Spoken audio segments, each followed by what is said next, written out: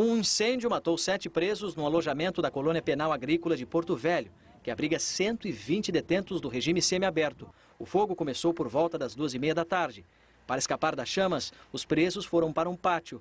Segundo a Secretaria de Justiça de Rondônia, os 7 detentos que morreram tinham corrido para um banheiro, que foi logo cercado pelo fogo. Os bombeiros controlaram o incêndio no fim da tarde. Os corpos foram levados para o Instituto Médico Legal. As autoridades aqui de Rondônia ainda não sabem como o fogo começou.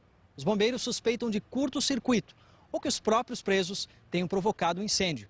Para saber a causa exata, uma perícia será feita no local. Centenas de estudantes da zona rural de Porto Velho, em Rondônia, estão sem aula por causa da cheia do Rio Madeira. As escolas estão servindo de abrigo para as famílias que tiveram que abandonar as casas.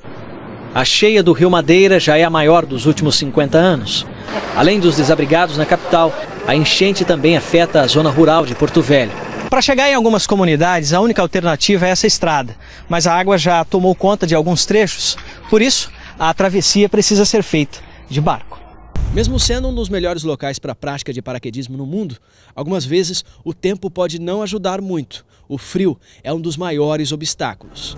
Os saltos são feitos a uma altura média de 20.000 pés, em pleno inverno na América do Norte. Quando se fala na falta de acessibilidade, a gente logo pensa em locais sem rampas ou calçadas irregulares, como estas aqui no centro da cidade. Mas a acessibilidade tem uma definição muito maior. Vai, por exemplo, de reserva de vagas a portadores de necessidades especiais em empresas, ou, por exemplo, o acesso à informação com o Closed Caption. Todo finalzinho de tarde é sempre assim. Senhor Esteu vem para cá, para o Parque da Cidade, fazer caminhada. Mas antes, parada obrigatória para alimentar os animais. São mais de 18 tartarugas e 14 patos.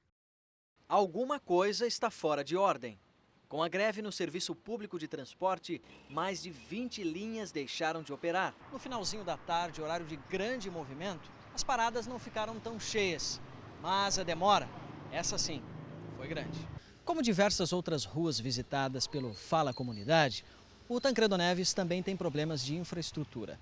A gente vai ver nesta reportagem ruas como a Raimundo Cantuária, um espelho do desrespeito com a população.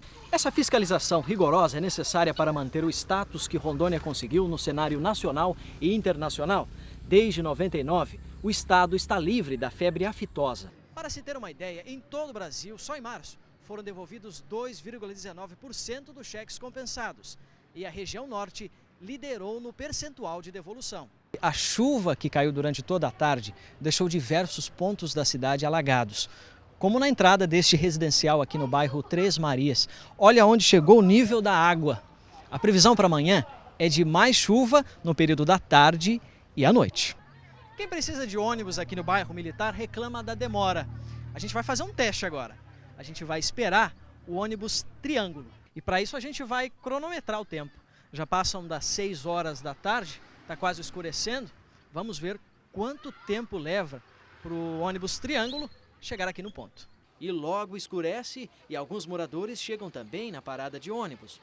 E eu aproveito para perguntar como funciona o serviço nesta região da cidade. Em muitas ruas do bairro Eletronorte é comum a gente ver esse tipo de cena.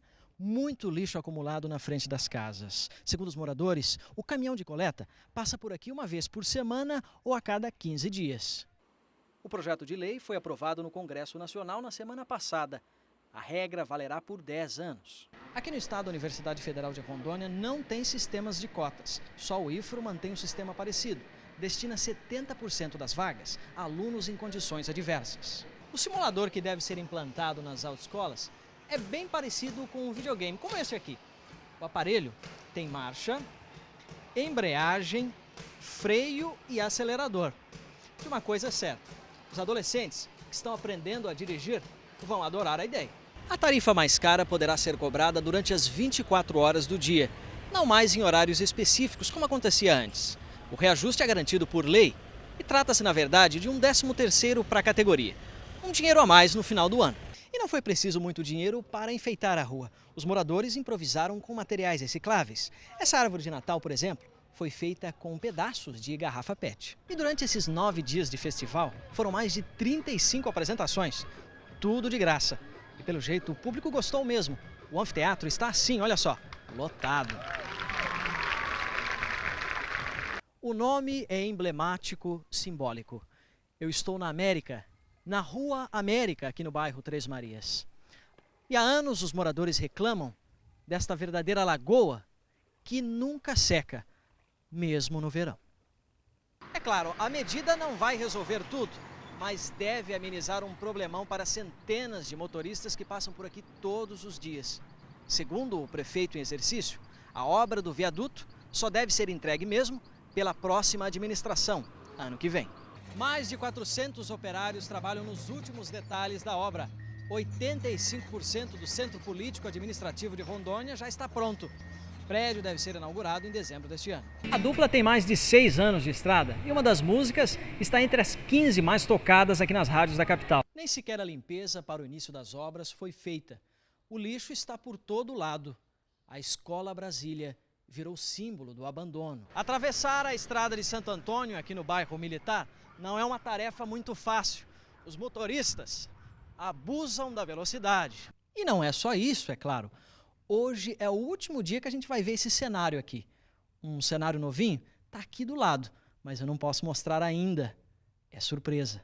O basquete em cadeira de rodas surgiu em meados da década de 40 nos Estados Unidos. Aqui no Brasil, é um dos esportes paraolímpicos mais disputados. Só esse campeonato, por exemplo, reúne mais de 147 atletas. E para agilizar o andamento da obra, uma equipe com mais de 30 operários trabalha desde a última semana à noite.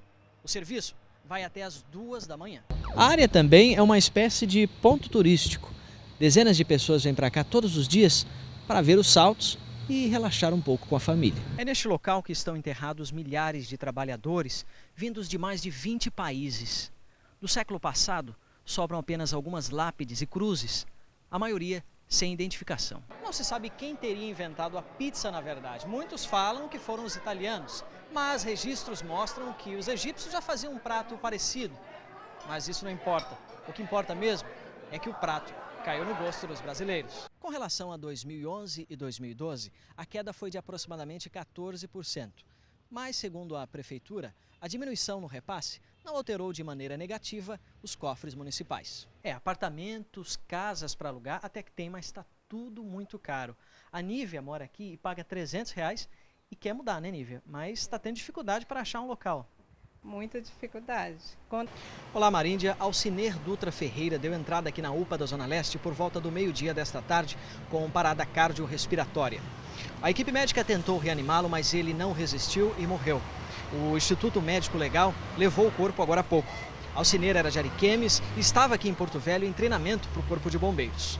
Fernando Caetano, para o Jornal de Rondônia. Algumas filas se formaram, mas foi coisa rápida. Isso porque o eleitor levava, em média, 20 segundos para votar. Até o final deste ano, a usina de Santo Antônio terá 24 turbinas em operação.